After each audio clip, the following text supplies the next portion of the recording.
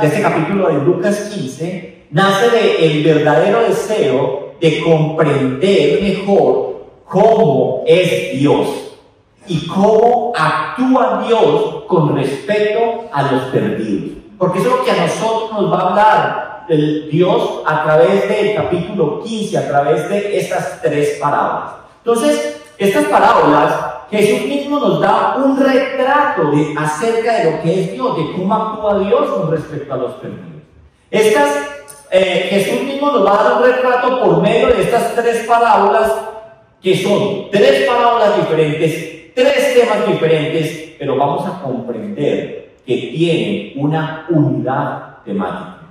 Una unidad temática. Estas tres, yo no sé si usted era consciente, pero estas tres parábolas se conectan una con el otro. Una con la otra se van conectando. La oveja perdida, la moneda perdida y el hijo pródigo, como ya lo dijimos anteriormente. Entonces, cada una de estas parábolas lo que van a hacer es que nos van a revelar el carácter redentor que tiene Dios, su compasión. Nos van a hablar de esa compasión de Dios, su iniciativa y aún su alegría al restaurar y su paciencia ante la dureza muchas veces de nuestros corazones. Entonces, para hablar de esta serie, vamos a hablar de estas tres parábolas, pero yo le he colocado unos títulos a estos tres temas que se los voy a adelantar para que usted diga, como mejor dicho, como cuando anuncian películas, ¿sí o no? Le voy a dar los nombres para que usted diga, hay que ir, hay que escucharnos, no nos la podemos perder. Este primer tema es el pastor que busca hasta encontrar. Y este tema va a estar desde Lucas 15, del 1 al 7. Luego vamos a ver un segundo tema, que es el valor de cada alma. Y aquí vamos a estar estudiando entonces los versículos 8 y 10. Y al final vamos a estar viendo por último de este Lucas 15, el Padre que corre al encuentro. Y eso está entonces desde el versículo 11 hasta el versículo 32. Antes de comenzar entonces, quiero también hacer con ustedes un contexto acerca de lo que significa Lucas 15, dónde está ubicado Lucas 15 dentro del canon y qué significan las diferentes cosas que está hablando Lucas. Y por qué Jesús dice estas tres parábolas. Entonces, Lucas, o los evangelios sinópticos, lo he dicho en otro momento, tienen una característica. ¿Cuáles son nosotros? ¿Cuántos evangelios tenemos? ¿Cuántos evangelios tenemos? 4. Y de esos 4, 3 los catalogamos como evangelios sinópticos. ¿Sí? Entonces, los evangelios sinópticos tienen una estructura que es, que si lo vemos así por encima, nos va a mostrar a nosotros Jesús en la Galilea y su ascenso a Jerusalén, el ascenso a Jerusalén y Jesús en Jerusalén. Así se puede mirar por encima esos tres evangelios y nos van a hablar Jesús en la Galilea, el proceso de Jesús de subir a Jerusalén, y ahí se toman sus capítulos, y Jesús en Jerusalén, que es la última semana de Jesús. Juan tiene una estructura diferente. Cuando nosotros, ahora que estamos estudiando Juan, usted se da cuenta que Jesús va a Jerusalén, sale de Jerusalén, vuelve a la Galilea, vuelve a Jerusalén, va a un lado y va al otro. O sea, nos coloca a entrar y a salir a Jesús de Jerusalén varias veces, pero los sinópticos solamente nos colocan Jesús en la Galilea, proceso de subir, Jesús en Jerusalén. Entonces, este Lucas 15 está ubicado en ese tramo del Evangelio de Lucas, que es el tramo más largo, y ese tramo es el viaje de Jesús hacia Jerusalén, que arranca en Lucas 9:51. Entonces, a lo largo de este trayecto que Jesús hace de subir a Jerusalén, no es que Él está aquí hoy en Galilea y mañana ya está en Jerusalén, sino que Lucas tiene un tramo muy largo explicando ese ascenso de Jesús a Jerusalén. Y en ese tramo largo Jesús enseña por medio de parábolas profundas, confronta a la religiosidad vacía de los escribas y fariseos y también revela las verdades de lo que es el reino de Dios que Él vino a anunciar. Entonces, para darle un mayor contexto a estas tres parábolas que vamos a estar estudiando, queda claro ahí entonces en dónde está ubicado en el canon, ¿correcto? Ahora yo quiero dar un poquito más de contexto a estas tres parábolas con respecto al inicio, ¿por qué se dice? Pero entonces esto está al inicio del capítulo 15. Vamos a los versículos 1 y 2. ¿Listo? Dice la palabra de Dios: se acercaban a Jesús todos los publicanos y pecadores para oírle. Y los fariseos y los escribas murmuraban, diciendo: este a los pecadores recibe, y con ellos come. Entonces, aquí están los religiosos de la época. Y ahí dijimos, Jesús en ese transcurso de ir subiendo a Jerusalén, los evangelios nos van mostrando cómo Jesús va confrontando la religiosidad vacía de los fariseos, de los escribas. Entonces, estos versículos, el 1 y el 2, son claves para el entendimiento de lo que Jesús va a decir de aquí en adelante en este capítulo 15. Pues este versículo establece una tensión. Hay una tensión en este capítulo 15 al leer estos dos primeros versículos. ¿Y cuál es esa tensión? La tensión es que los líderes están criticando a Jesús. ¿Y por qué están criticando a Jesús? Por acoger a los marginados, por acoger a los pecadores, por sentarse a cenar con ellos. Pero Jesús no va a ignorar esa murmuración, sino que les va a responder a ellos, y les va a responder con estas tres parábolas, no solo para defender su proceder, sino también para revelarnos a todos nosotros el corazón que tiene el Padre, el corazón de Dios. Por eso entonces la serie se llama La exploración del Padre. Entonces, hay un paréntesis, ahí nos están hablando también de los publicanos. ¿Quiénes eran los publicanos? Los publicanos eran judíos que aceptaban un empleo con el gobierno romano. ¿Y era de qué? Era de recobrador de impuestos. Hay un muy famoso discípulo de Jesús que era recaudador de impuestos. ¿Cuál es ese? Mateo, por ejemplo. Entonces, ya a ellos se les llamaba también, o se les catalogaba como pecadores a los republicanos, o no eran bien vistos dentro de la sociedad, no tanto por una inmoralidad, ¿cierto?, que ellos cometieran, sino que porque trabajaban en un oficio carente de honor, y los catalogaban como traidores, ¿cierto?, por ellos ser judíos e ir y cobrar impuestos en nombre de Roma. Cierro pues este paréntesis.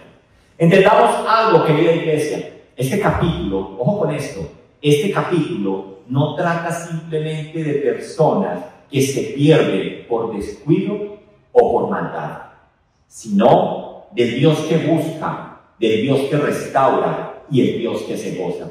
Dios, vamos a ver en este capítulo 15 a ese Dios que se acerca a ¿quién? A los pecadores. Ese Dios, este es el Dios de la Biblia, ese es nuestro Dios, el Dios que busca, el Dios que salva y el Dios que celebra. ¿Correcto?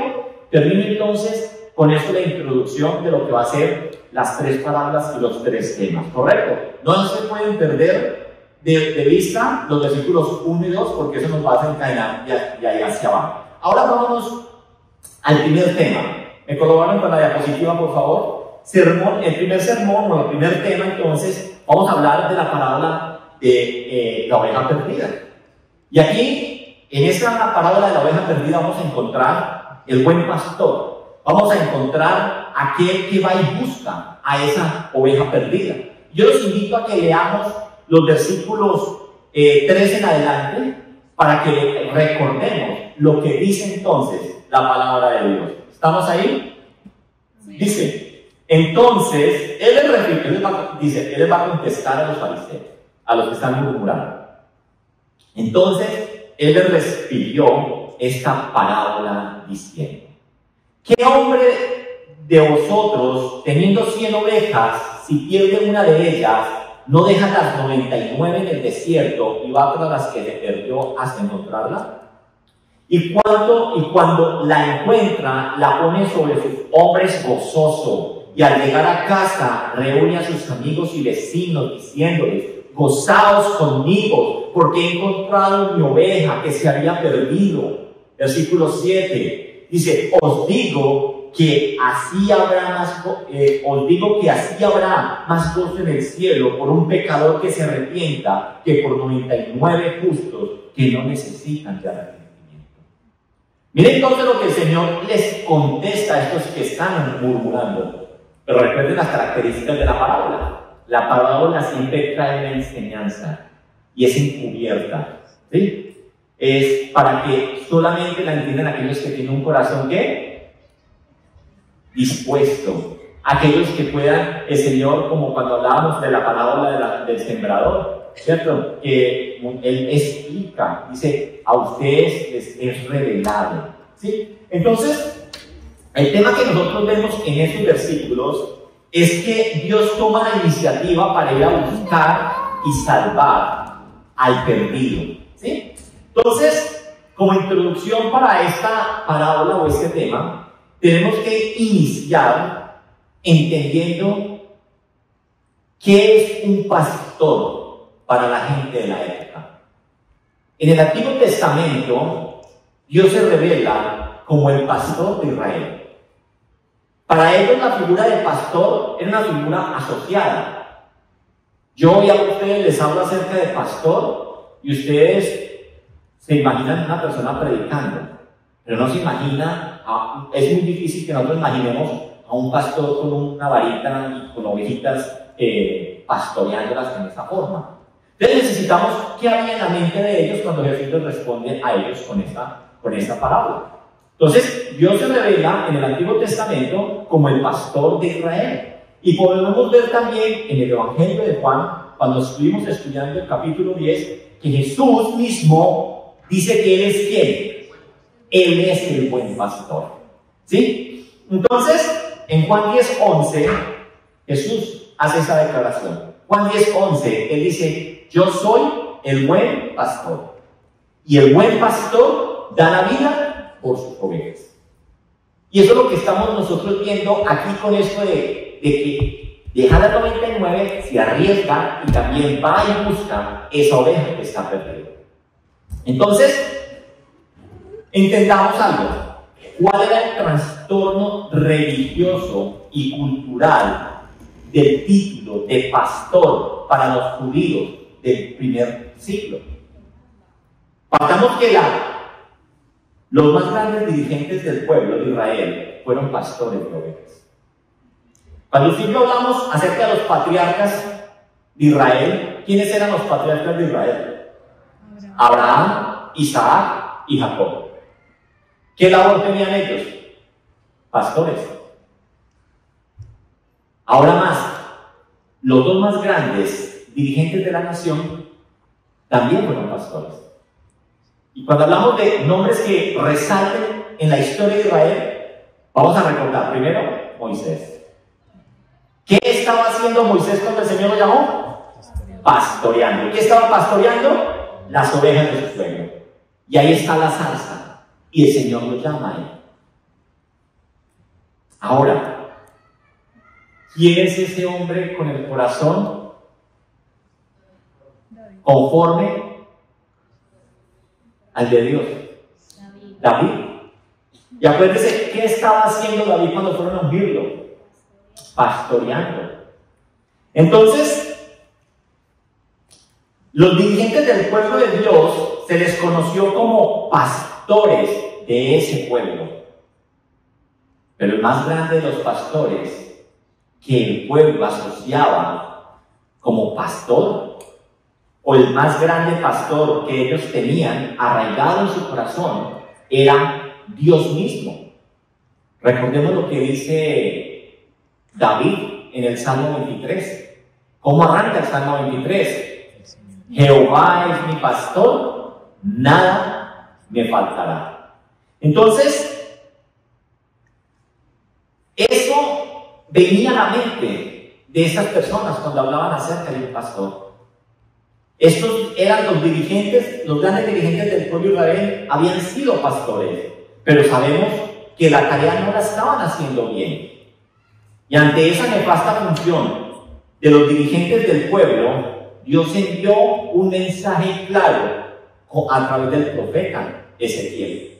Ezequiel 34. Si usted se va a Ezequiel 34, Ezequiel 34 dice acerca de esos malos pastores y contrasta con lo que Jesús está diciendo en Juan 10, que Él es el buen pastor, que Él es el verdadero pastor, el que da la vida por sus ovejas. Pero cuando nosotros leemos Ezequiel 34, en Ezequiel 34 decimos, son malos, porque están con la oveja detrás de lo que da la carne, la lana, a la piel quebrada no la vendan ni las curan, ¿cierto? Él empieza a hablar de, o sea, ustedes han fracasado como pastores y yo necesito un buen pastor. ¿Y qué dice 34? Ezequiel 34, 11. A mí me encanta este versículo porque es profético. Lo que él dice en Ezequiel 34, 11, él dice lo siguiente: he aquí, después de decir todo eso, ustedes son malos pastores, ustedes no cuidan las ovejas, él dice aquí, porque así ha dicho Jehová el Señor, he aquí yo mismo iré a buscar mis ovejas y las reconoceré.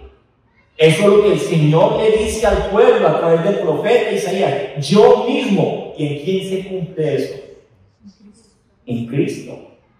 En Cristo. Entonces Jesús les está diciendo ahí a ellos, ustedes, ¿cierto? Yo soy ese pastor que voy y busco la que se perdió.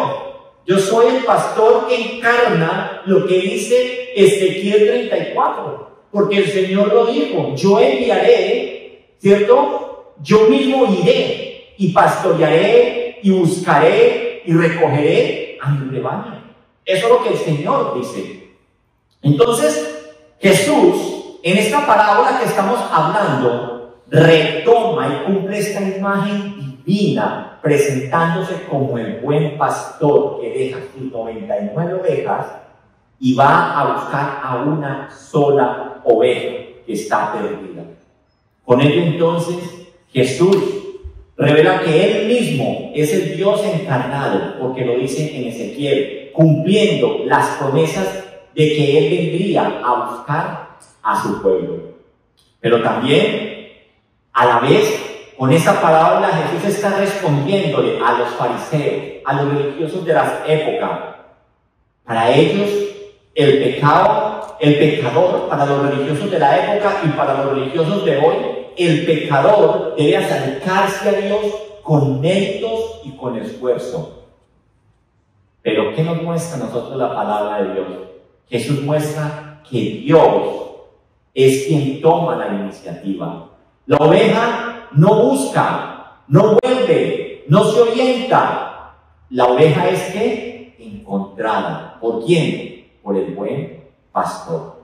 Y entonces, a la luz de esos 7 versículos de la oveja perdida, vamos a hablar 4 puntos. Ustedes preciosamente toman apunte. Vamos a dar 4 puntos. Los voy a decir rápido, pero después vamos a entrar uno por uno. El primer punto que vamos a hablar es la condición de la oveja, que está perdida y sin esperanzas. El segundo punto que vamos a tocar es la iniciativa del pastor, buscarla hasta encontrarla. El tercer tema o punto que vamos a tocar es la restauración completa y personal que hace el buen pastor. Y por último, vamos a terminar viendo el gozo celestial en la restauración del pecador. Vamos a iniciar entonces con el primer punto.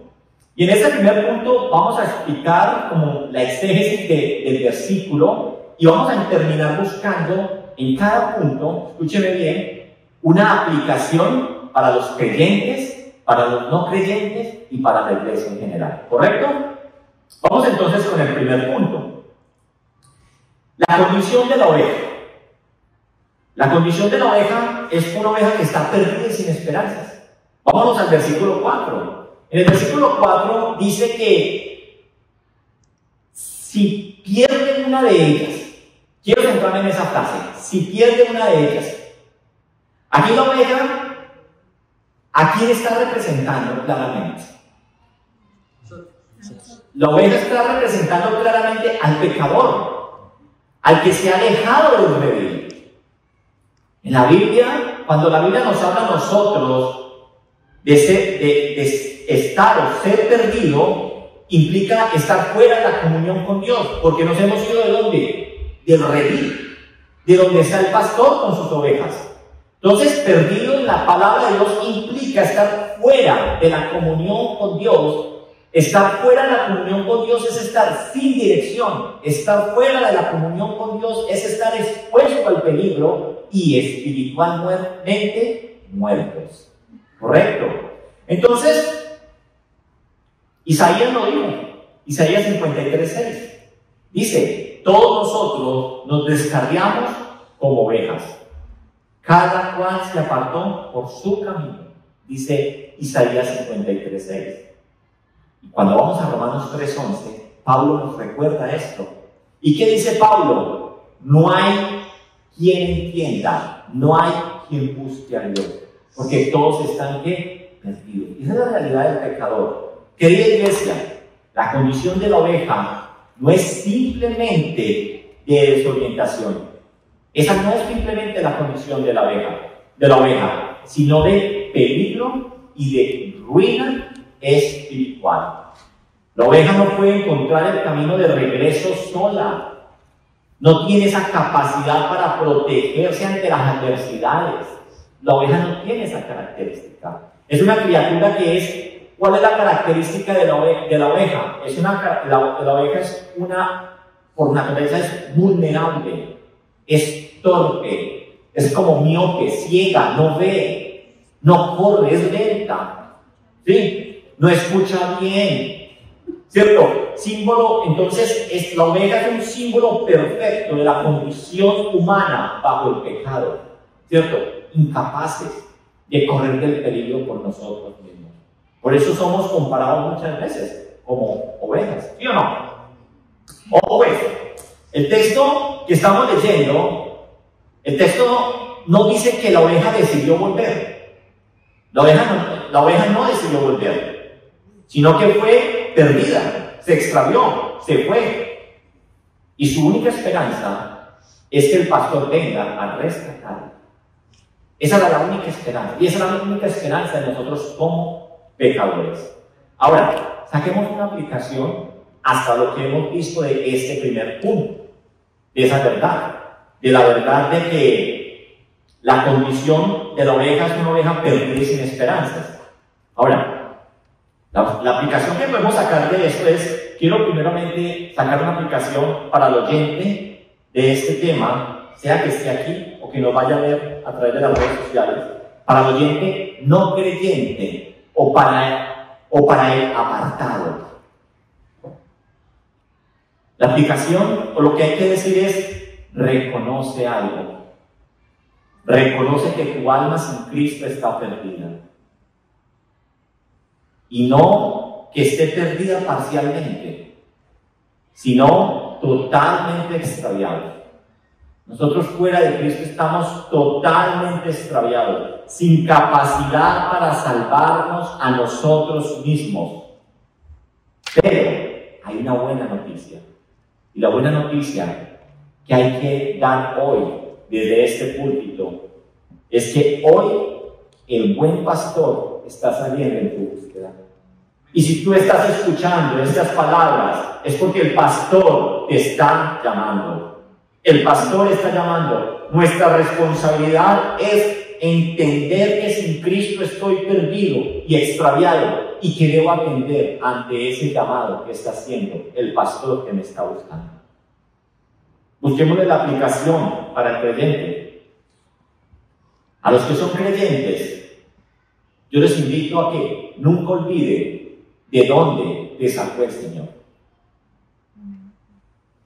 El estado en el que nosotros estábamos anteriormente no era de desorden, sino que también estábamos en una pérdida total, si Cristo no nos hubiera alcanzado. Y eso, el entender eso, nos debe mover a nosotros en una gratitud profunda y nos debe dar a nosotros una mayor pasión por los perdidos y no de soberbia. Como que dice, yo salvado y tú perdido. No, nos debe dar compasión el entender de dónde el Señor nos sacó. Y para todos como iglesia, la aplicación que tenemos que entender es que no tratemos a los pecadores como si solo necesitaran de corrección. Necesitan rescate, necesitan a Cristo, necesitan que les prediquemos a tiempo y a destiempo, que les prediquemos con amor el Evangelio, tal como lo hizo Jesús. Y ojo que aquí digo algo, con amor predicar, pero hay que decir las verdades. Cristo predicó con amor, Cristo se sentó con los pecadores, pero ¿qué hacía Él cuando se sentaba con ellos? Les enseñaba las verdades de las Escrituras, no lo que la gente quería escuchar. ¿Sí? Por eso, prediquemos con amor. Llevémonos a la cruz. ¿Recuerdan el encuentro, si no estoy mal, es en Juan 8, cuando está la mujer que es sorprendida en adulterio? ¿Cómo el Señor confronta ese pecado? ¿Sí? ¿Qué dice la ley? ¿Qué decía la ley mosaica? Apedrearla. ¿Qué dijo Jesús? El que esté libre de pecado, que tiene la primera piedra. Todos se fueron. Y después se levanta la cabeza y dice, ¿dónde están todos aquellos que te acusaban? Yo tampoco te acuso. Pero eso sí, vete y no peques más. Vete y no peques más. No nos debe dar miedo a nosotros confrontar a las personas con la verdad de Cristo. Porque ese es el único medio por el único camino por el cual usted y yo podemos transitar para poder llegar a donde tenemos que llegar, que es a la casa de nuestro Padre. Vámonos con el segundo punto, ¿correcto? Segundo punto, vamos a ver otra vez el versículo 4, que ahí está. Vamos a hablar acerca de la iniciativa del pastor. Ese pastor que busca hasta encontrar. ¿Qué dice el versículo 4? Dice que va tras lo que se perdió hasta encontrarla. Versículo 4, ¿sí o no? Sí. Va tras la que se perdió hasta encontrarla. Aquí entonces se nos revela una de las verdades más gloriosas de la salvación. ¿Y cuál es la verdad más gloriosa de la salvación que si yo podemos entender de este versículo? Es Dios quien toma la iniciativa. Es Dios el que te va a buscar. No es la oveja la que busca al pastor, sino el pastor quien deja las 99 ovejas y va tras la oveja que está perdida. Cuando nosotros leemos en el original griego esta palabra va atrás, este verbo tiene una característica y es que implica un movimiento intencional. Un movimiento intencional. ¿Y cuál es ese movimiento intencional y constante de encontrar? Eso es lo que nos está diciendo aquí la palabra de Dios. Él no se rinde, no duda, no se frustra, no se desanima. Él va hasta encontrar su oveja. Esto entonces, ¿qué nos enseña a nosotros? Esa actitud de Dios, esa actitud de moverse intencionalmente hasta cumplir lo cometido, nos muestra o nos refleja el corazón misional de Dios desde el inicio hasta ahora. ¿Cómo así que desde el inicio hasta ahora? Porque es que lo que Jesús está narrando aquí, en que va y busca la oveja perdida, es lo mismo que pasó en el Edén. En el Edén, ¿qué sucedió en el Edén? Váyase a Génesis 3:9. En Génesis 3:9 nos narra a nosotros acerca de la caída de Eva, de Adán, y que luego dice que se paseaban dos por el huerto. ¿Y qué hace Dios? ¿Ah? ¿Dónde estás tú? Los busca. Mira aquí el pastor. ¿Ustedes creen que Dios lo cogió de sorpresa? ¿Qué fue lo que pasó? ¿Ustedes por qué saben que están desnudos? Dios no estaba fuera de base. Él sabía qué es lo que había pasado. Pero Dios hace esa búsqueda, porque no fue ¿qué fue la actitud de Adán y Eva? ¿Buscar al pastor? Esconderse. ¿Y cuál es la actitud del pastor? Buscar la oveja. Buscar la oveja. Dios buscó al hombre desde la caída. Y en Génesis 3:15 nos entrega ¿qué? Semejante promesa, que es el protoevangelio de traer al Salvador del mundo. Entonces, lo vemos desde el comienzo hasta nuestros días. Y lo vemos también aún mismo ahí en Lucas, no solamente en el capítulo 15, sino en el capítulo 19. Mire Lucas 19:10. Lucas 19:10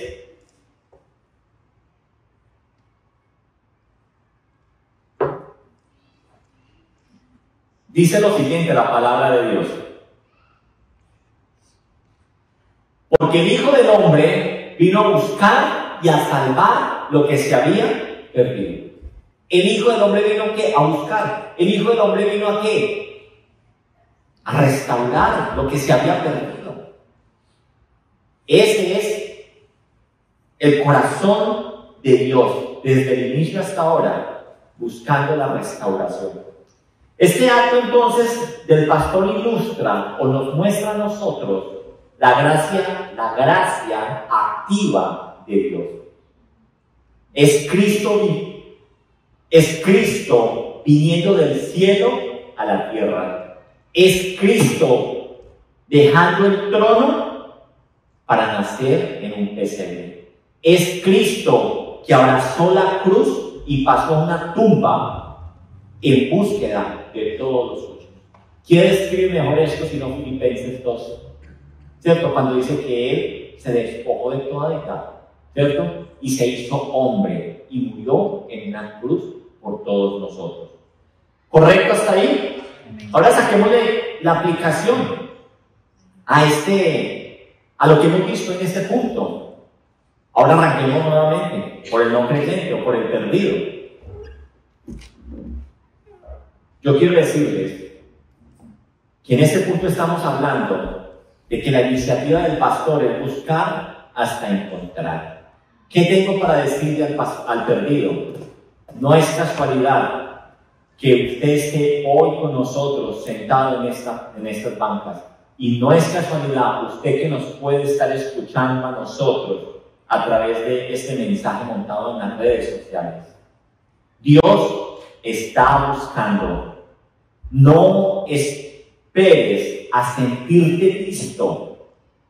El pastor viene por ti, no porque seas valioso, sino porque Él te ama con amor eterno. Ahora, ¿qué podemos aprender para el creyente? ¿Te has olvidado del amor activo de Dios? A veces te sientes indigno. Solo recuerda una cosa: Él te buscó hasta encontrarte. Vive confiado en su amor, perseverante. Y para nosotros como iglesia, la enseñanza en este punto es, este debe ser nuestro modelo de evangelismo. No pasivo, no cómodo, sino intencional, sacrificial y constante. Salgamos a buscar los perdidos, como el pastor nos buscó a nosotros, porque Él fue el que buscó, no sé dónde usted estaba, pero hasta allá Él usó hombres y mujeres para llamarlo a su presencia. Porque es a través de la locura de la predicación que a Él le plació llamarnos a cada uno de nosotros. Es escuchando la voz del pastor que nosotros atendemos a su llamado. Característica de la oveja. Muchos pueden llamar a esa oveja, pero la oveja tiene una característica: solamente atiende al llamado de su pastor. Si hoy el Señor está llamando y tú atiendes, el Señor te está llamando. Amén. Tercer punto, hablemos acerca de la restauración completa y personal que hace el Señor. Versículo 5. El versículo 5 nos habla a nosotros y dice: y cuando la encuentra, la pone sobre sus hombros, gozoso, dice el versículo. Este versículo contiene una de las imágenes más conmovedoras de la compasión divina de Dios. Porque vamos a mirar algo. Nosotros muchas veces creemos que si estamos perdidos y nos encuentran, ¿qué es lo primero que van a hacer? Regañarnos. ¿Sí? Y por eso el mundo no quiere encontrarse con Dios. Ay, no, eso ya para que lo regañen a uno, que no, que por qué hace eso, que por qué no hace lo otro. ¿Sí? La oveja que nos está contando aquí esta parábola, la oveja no es reprendida. La oveja no es golpeada, ni es obligada a caminar por sí misma. ¿Qué nos dice a nosotros la palabra de Dios? Que el pastor la alza y la carga sobre sus hombros. En el lenguaje del Antiguo Testamento, esto recuerda a Dios mismo.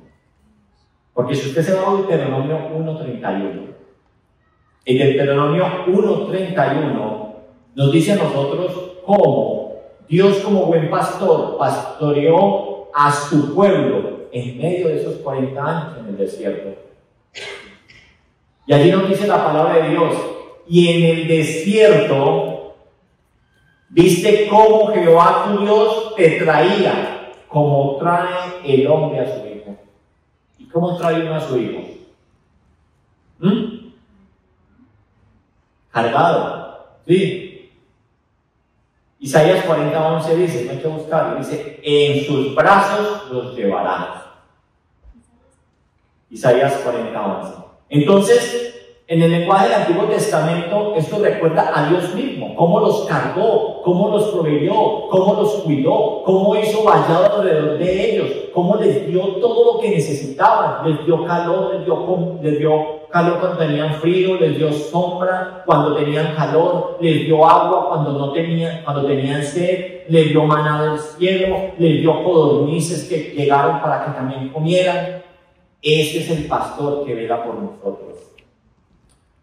Los hombros del pastor representan su fuerza, su poder, su cuidado personal.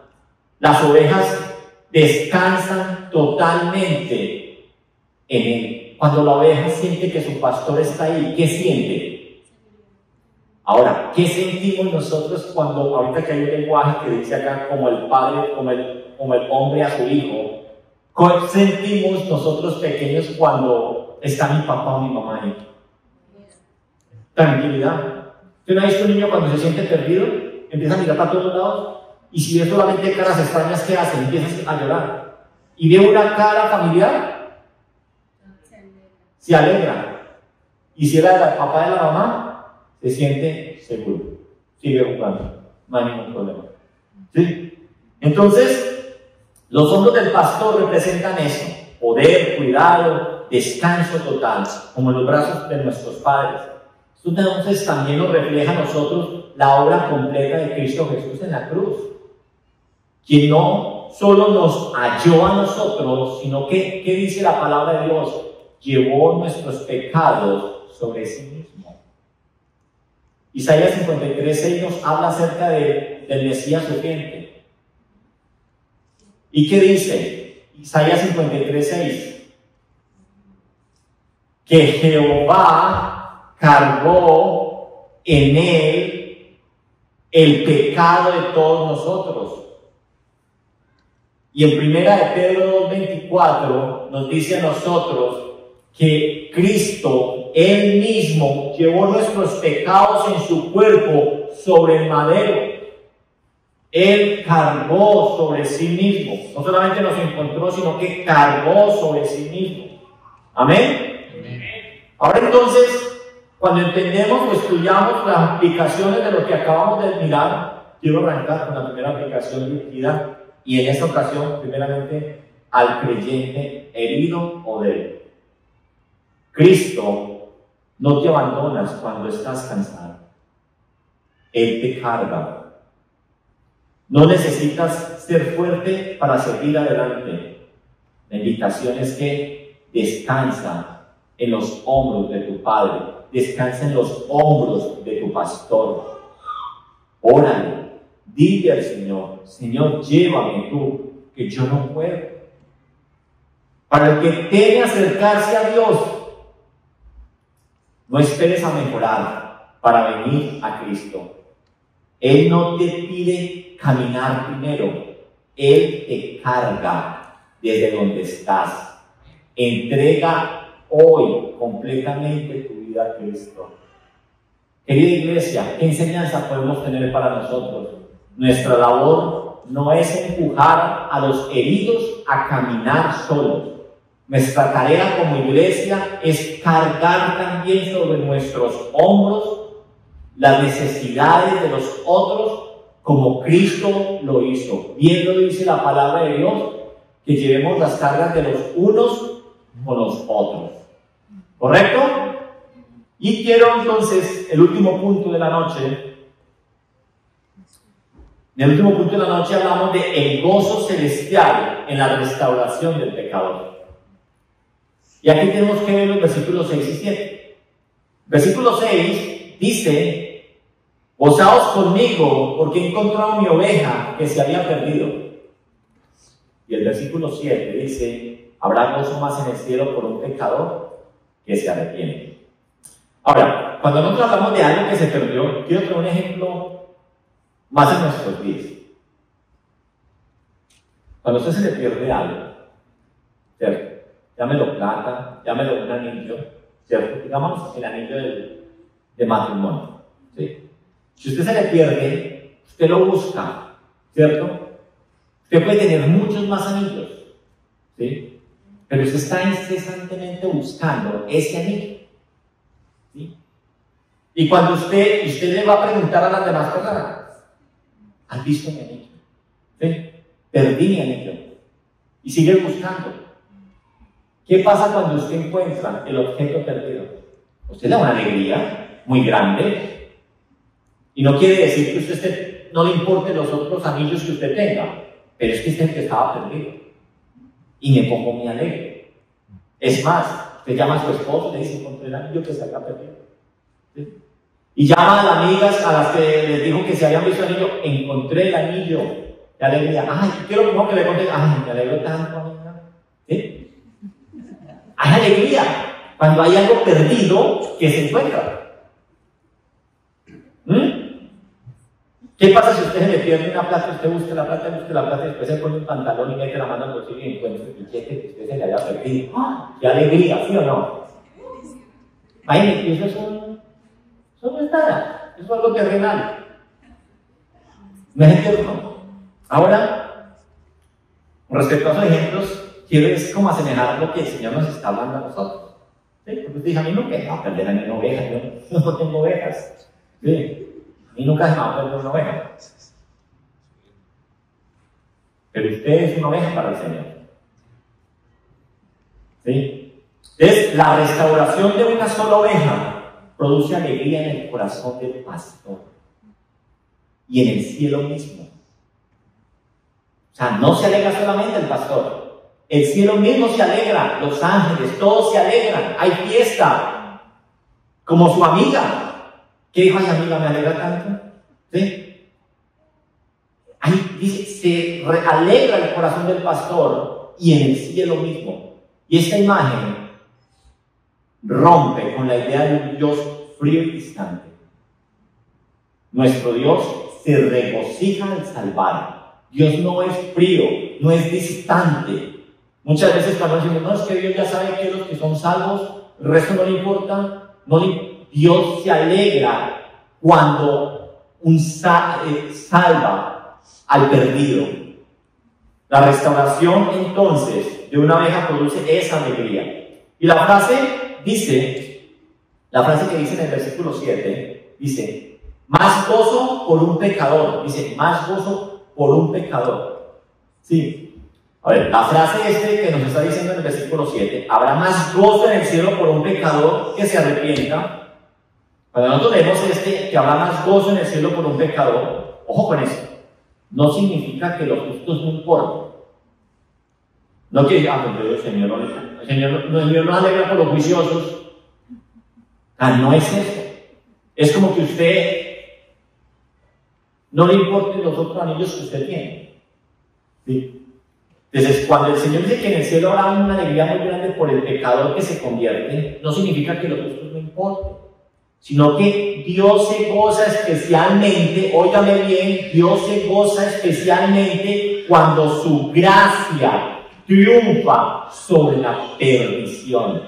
Y por eso hay gozo y hay alegría, porque su gracia triunfa, su gracia prevalece ante la maldad. Entonces, el arrepentimiento mencionado aquí, que nos dice a nosotros en el versículo, dice: habrá más gozo en el cielo por un pecador que se arrepiente. Cuando hablamos, ahora enfoquémonos en esa palabra arrepiente o arrepentimiento. El arrepentimiento mencionado aquí no es una obra humana. Es que usted se tiene que arrepentir. Eso no es una obra humana, sino una respuesta a la gracia divina de Dios.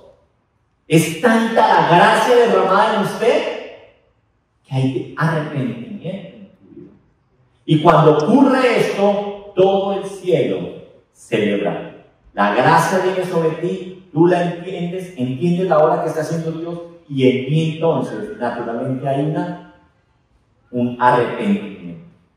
Ahora saquémosle la aplicación a lo que estamos mirando en este punto. Para el pecador arrepentido, primeramente hablemos. Para el pecador arrepentido, yo quiero decirle: hay fiesta en el cielo por ti.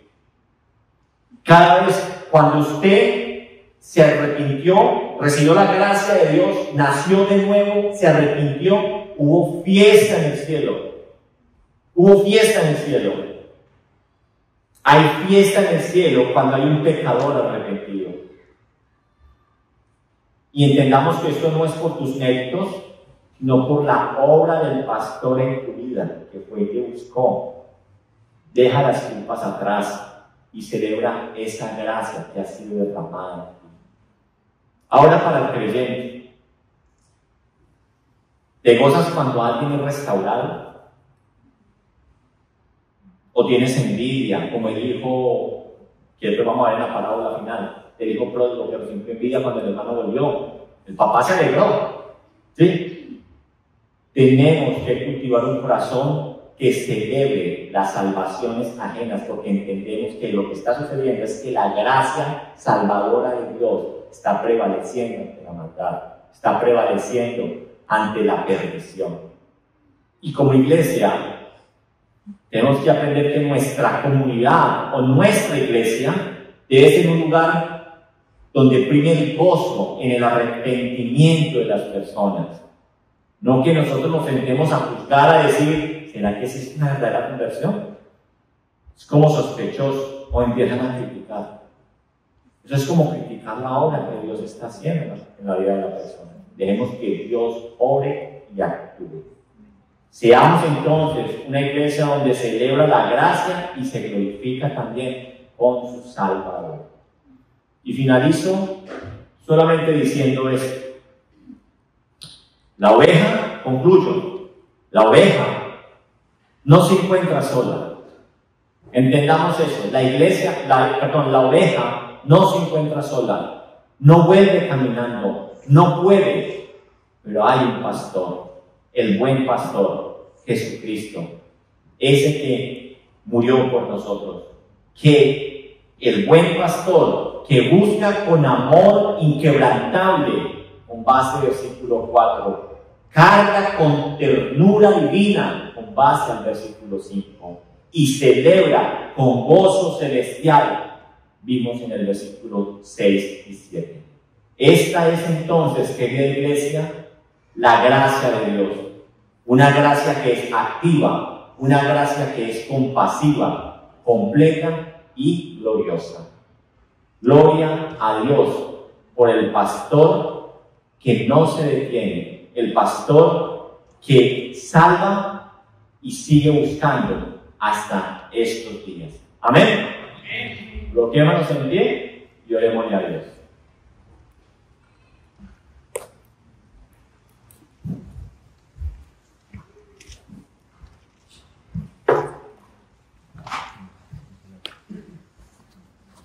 Señor Dios, gracias te damos por esta palabra que tú nos hablas, Señor.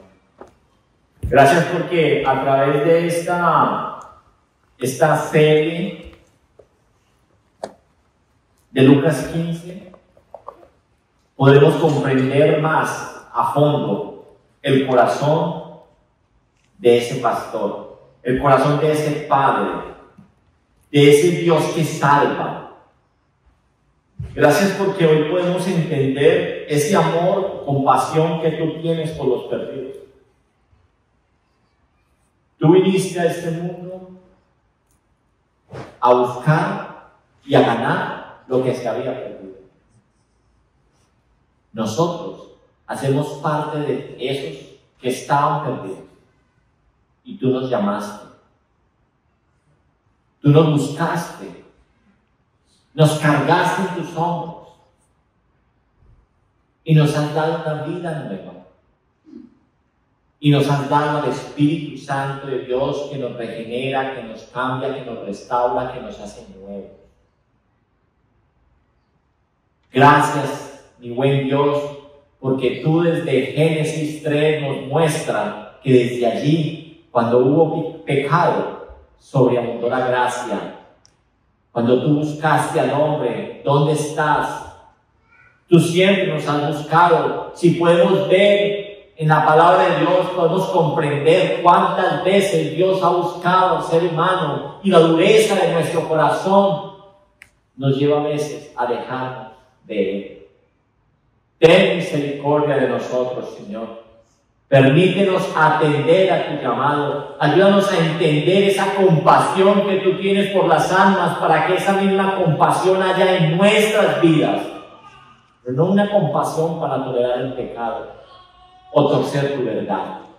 Que tu verdad prevalezca siempre y que nuestras bocas siempre que se abran sean para decir tus dichos, Señor, y no los nuestros. Gracias por salvarnos, gracias por rescatarnos, gracias por acercarnos a ti, mi buen Señor.